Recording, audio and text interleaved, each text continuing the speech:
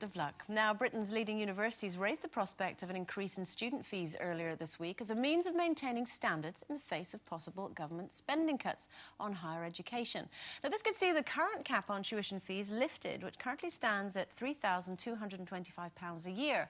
Now, this change may allow universities to set their own fees, which some say could see students facing fees of up to £20,000 a year for the most popular courses, which would then leave them in debts of £40,000 after they graduate.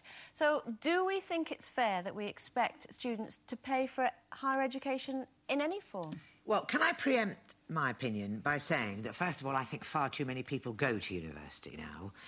They should be doing apprenticeships and they could do higher education and useful things, and, you know, that whole thing about you have to go to university. A lot of it is that they're called universities now, whereas before they would have been called something different. But equally, I feel that everybody has a right to education, and the trouble is that the less well paid and will lose out again, you know, on this. And to say to students you can start life owing 20 grand is, I just can't understand it. Well, sorry, Carol. Sorry.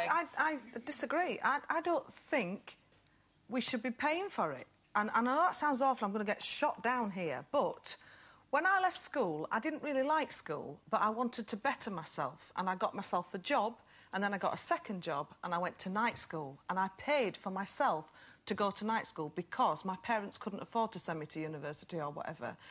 So I learnt two lessons there. I learnt that if I pay to do it myself, I am earning money, and I'm learning about money at a very early age, and I really got my head down because I was paying for it. Whereas a lot of students, you know, let's be honest, go in there because it's paid for, and they have a great time and they're down the pub. I know what you mean, but with the greatest respect, Jane, most of us, including me, shouldn't have been going to university, and to do night school and all the rest of it is fantastic for what you wanted to achieve. And I didn't want to go to university because I was an actress.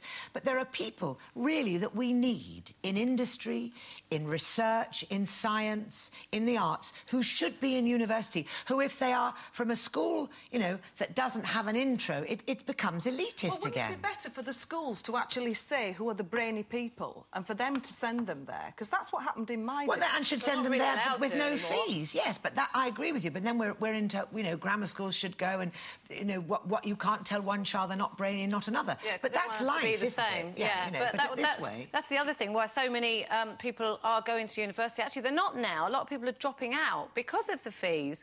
But the last government had a target of 50% of all school leavers going to university. Now, that is just social engineering in a big way. What you want is for people to go to university to, you know, gain a profession. And I'm not... the problem with the school fees at the moment is it's so grossly unfair across the UK, because you don't pay in Scotland, but you do pay in England. And now they're just saying there's going to be no cap on it and they can charge what they like. And that is going to deter a hell of a lot of people from going to university.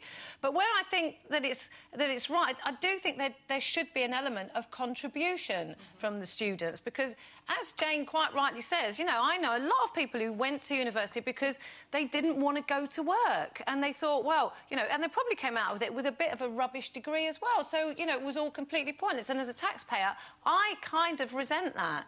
So I'm up for contributions, but not endless contributions, because to leave university with a debt of £40,000 is just... It doesn't benefit anybody. I think as well it depends on the kind of degree that you're going for. Let's say a more academic degree that maybe you want to go to some of the top-flight universities. Yes, I can kind of understand that, but there are so many... as we were talking before, you know, there are technical college, what used to be called polytechnics. I went to a poly. And there are qualifications that are rather more practical, like... You know, my husband's a builder, but, you know, building and plumbing and this sort of thing that are of practical use. So surely companies can get involved and maybe sponsor students and take them on board afterwards. If the government wants to raise money, and we all know about this, has got to go, but I'd rather they looked at the number of people on the dole first before they took education away from people that really need it. OK, it's our final...